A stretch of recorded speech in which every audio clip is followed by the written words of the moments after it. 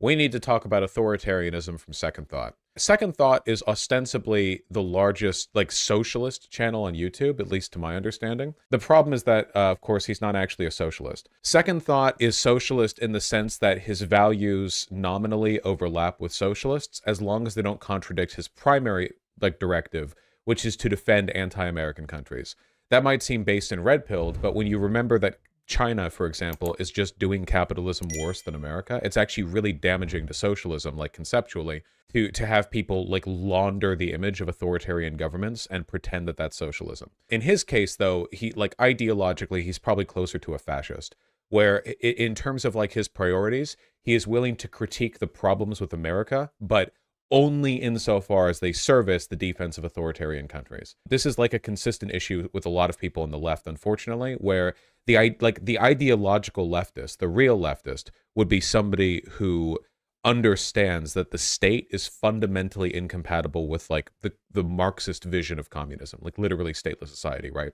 So the state is at its best an inconvenient mechanism for facilitating the transition towards that society, which is something that I believe.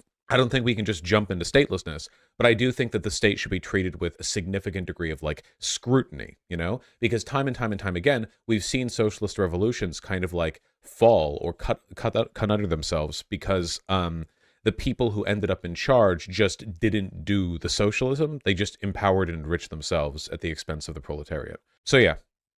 We need to talk about authoritarianism. Let's see. Authoritarianism. Truly one of the words of— This is what every campus red fash looks like, by the way.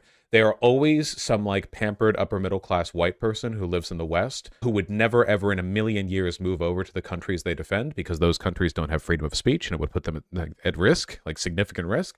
So instead they will sit here in the West benefiting from our laws and our social freedoms to defend countries that are objectively worse in every possible way. Of all time. A decadent 7 syllables long and wonderfully vague.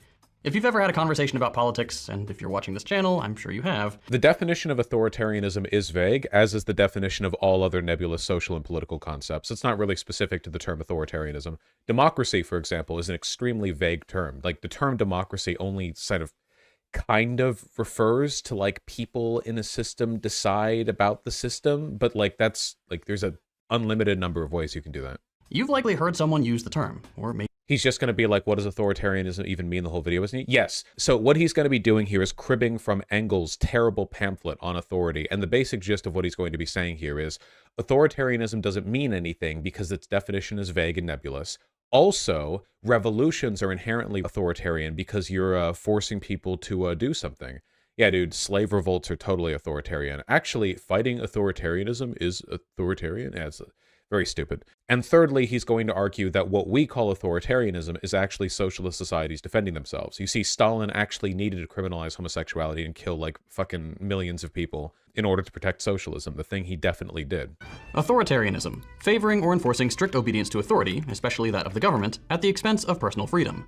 Okay, this is a pretty bad definition if we're being honest. It mentions the government in there, but doesn't really commit to being political, just kinda, when you want people to follow the rules. That's not super helpful when we're trying to nail down a— This is stupid. If you try to take any political concept and bake it into a single one-sentence definition, you're never going to get anything that works. This is just a waste of time. In fact, I'm going to skip it. Let's see. I want to wait for him to get to the actual arguments. Same idea. Commie as a slur has been superseded by Tankie in the last few years. Same idea, different era. No, Tankie is a term that was made in the 50s to smear people who defended the Soviet Union after they violently cracked down on the attempted Hungarian independence from the Soviet Union. Tankie is not a new term, it just describes this guy. All right, liberal friends, I've got a pretty good idea of the kinds of places you feel are authoritarian. Top of the list, Soviet Union, the big one. Perhaps the target of the most intense smear campaign in history. Then we've got Cuba, China, North Korea, and likely a handful of other projects. But I think it's safe to say that these are the big ones. Notice how he's not mentioning one of the main societies people would call authoritarian, the Nazis. The reason he's doing that is because this guy is pro-authoritarian and anti-socialist. You can't be an authoritarian socialist. He doesn't want to mention the Nazis here, which is one of the societies anyone would mention when talking about authoritarianism, because he wants to paint the term authoritarianism exclusively as an anti-communist slur. He doesn't want to discuss the similarities between, say, the way the socialists in the Soviet Union and the way the Nazis handled their own, state secrets, secret police, imprisoning of political officials, purging of dissidents, ethnic removals, and that sort of thing. Direct comparisons between the Soviet Union and the Nazis usually makes the Soviet Union look way worse than people like him want it to. Spoiler, he's going to call protests and revolutions as autocratic later in this video. I know, I've read On Authority. It's a terrible, terrible pamphlet. I know, I already know what this video contains. When you look at any of these projects, it's not difficult to see the one thing they all have in common. They're all socialist. And when you see, again, look, he's not mentioning Nazism. I wonder why. Because he's trying to paint authoritarianism as like this liberal Fed's like term used exclusively to smear socialists, as opposed to it being like a description of tendencies these societies shared with other authoritarian governments, like the Nazis.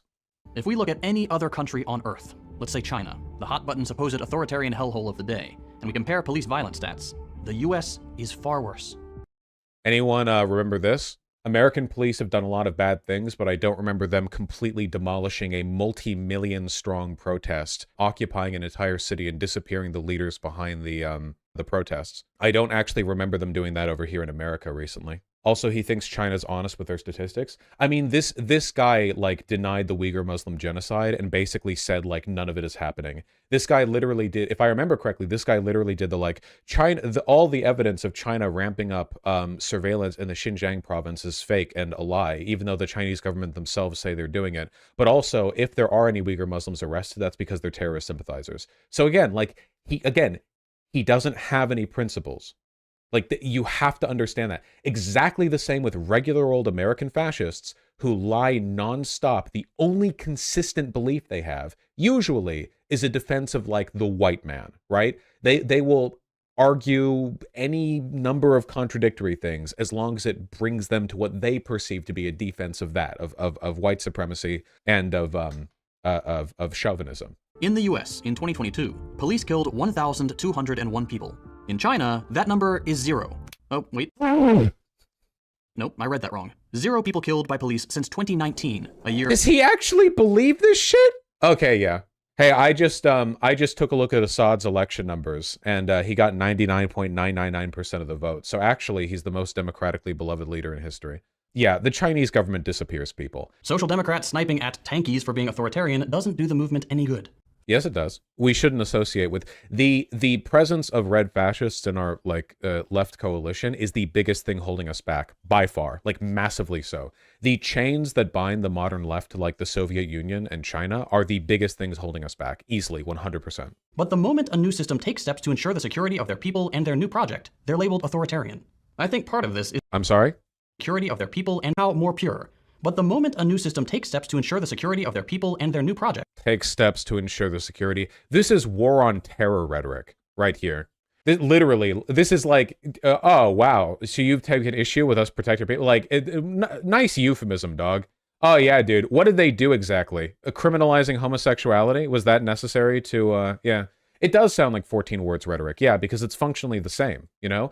Look at all these monstrous things I did. Oh, well, I actually did them to protect my people. He says, you know, socialism, but does he actually mean socialism when we know he's not a socialist? No. I mean, he basically just means like whatever ethnic or civil group he sort of prioritizes in the engagement. They're labeled authoritarian. I think part of this is that there's a lack of understanding among Western self-professed leftists regarding what it actually takes to change the status quo across an entire country. You have to abandon socialism first and foremost, you idiot, you dumbass. We need secret police, we need an authoritarian government, no proletarian control, no collective ownership that means production, full statehood, you know, we'll throw some conscription in there, no democratic rights. That's how you get it. That's what you need to do. The only way to achieve socialism is to abandon socialism. This is what I mean when I say these guys are more dangerous for us than any other group, because these are the demons whispering in our ears. Hey, no good things are possible. You have criticism of the United States? Well, you know what your alternative is? Fucking North Korea, fucking Cuba, fucking China, fucking the Soviet Union or Russia today. Like, that's what you get. No good things are possible, actually. If you want anything that's different from what we have today, you need to accept something at best equivalent, but most likely worse.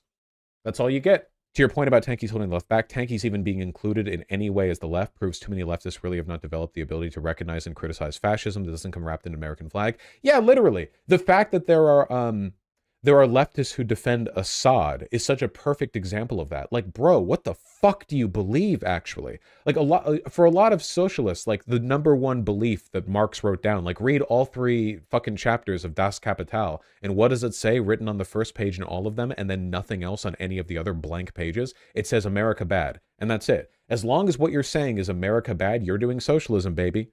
So, like, why does that not apply to Nazi critiques? Why does that not... Like, why is that not applicable to their arguments against democracy and in favor of their system? The answer is it's equally applicable. Do you think he believes the things he says? I don't really know. He doesn't seem very smart to me, so it's difficult for me to determine. Like, a person who's very like him but is smarter is Nick Fuentes. And I know that Nick Fuentes knows that he's lying, because Nick Fuentes isn't stupid, he's just gay and retarded. Whereas this guy's probably just retarded. I don't know. I'm getting straight man fit from this, which is a symptom of Western degeneracy as well. Imagine being het. I don't really know. I don't know how much. I know that he knows he's lying, but my bet is that he thinks that he's telling a fundamental truth while lying about the details, which is what all liars believe, by the way. Like, every Nazi I've debated who fucking flagrantly lies believes they're lying about the details to serve an underlying truth. That's just what liars believe, basically. It's very rare for somebody to be so shiftless of a grifter that they know they don't believe anything. I think Jackson Hinkle would be a good example of that. But again, I'm just guessing. I don't know. This is supposedly Hassan's favorite YouTuber, by the way. That's because Hassan Piker has soup for brain, and he like pathetically falls into the fucking ideological orbit of people who are more forceful than him. He just wants to be an e-boy celebrity, and more ideologically forceful people, like this guy, the Deprogram Podcast, whatever, can enter his orbit, pull him in their direction, and then he'll defend it to his audience. He doesn't have like the backbone to defend himself. I don't think that Hassan understands the degree to which he lies when he talks about China or whatever. Remember when we saw that Hassan clip and it was a bunch of like fucking poor like people sitting on the street doing phone shit, like influencer shit underneath a bridge in China, and it would be dystopian if seen in America, but then he like saw in the clip that it was China. He was like, yo, China has Wi-Fi under bridges? Oh, Xi Jinping, shit in my mouth, dog. Oh, Western society is 3,000 years behind China. Like, literally, like, it was so fucking dumb. But it's like, yeah, that was actually insane. No, literally, it was fucking insane. Like, with no, like, oh my God, I can't even. Dude, it's so fucking bad here, man.